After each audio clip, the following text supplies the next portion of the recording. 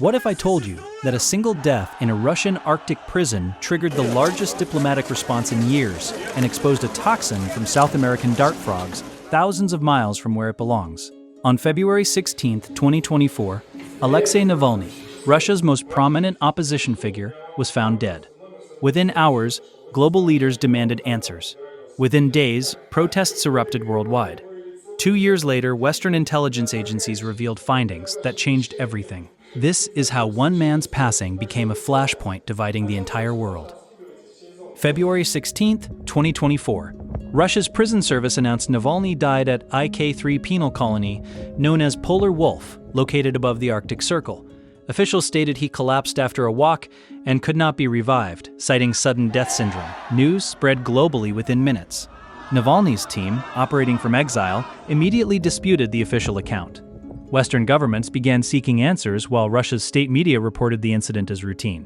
Alexei Navalny spent over a decade as Russia's leading anti-corruption activist, exposing government officials through viral investigations that reached tens of millions. In August 2020, he survived a Novichok poisoning that Western laboratories confirmed was a nerve agent attack. After recovering in Germany, he made a stunning decision in January 2021, returning to Russia knowing arrest was certain.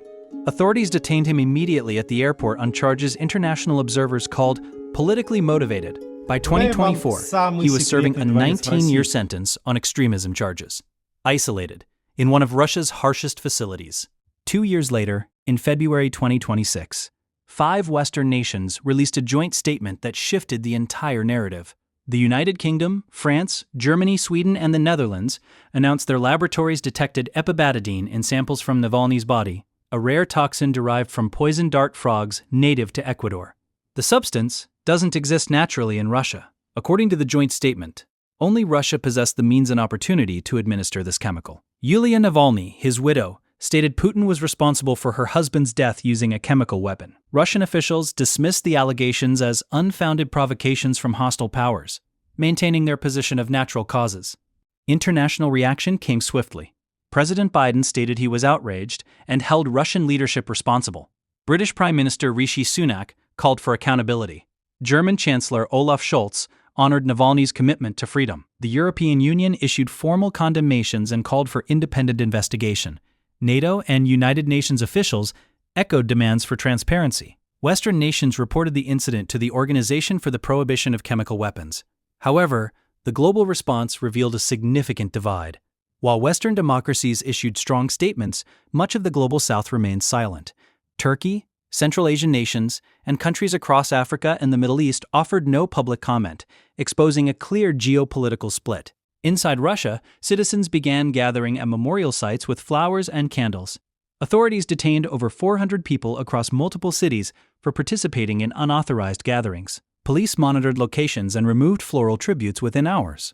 On March 1, 2004, thousands attended Navalny's funeral in Moscow despite official warnings. The ceremony took place at the Church of the Icon of Our Lady in southeastern Moscow, with heavy police presence throughout. Attendees sang, and some chanted slogans calling for political change. Music included Frank Sinatra's My Way and the Terminator 2 theme, reflecting his personal tastes. Yulia Navalny remained abroad, unable to attend due to concerns over potential detention upon return to Russia. Months later, U.S. intelligence assessments suggested Putin likely did not personally order the death, revealing how authoritarian systems function without direct commands. Regardless, Navalny's impact endured. His anti-corruption investigations reached millions and inspired democratic activists worldwide. His story illustrated the risks faced by political opposition figures in authoritarian contexts. The global response to his death exposed deep divisions in international relations, showing how nations align differently when confronting allegations of political repression. His legacy remains a subject of ongoing international discussion.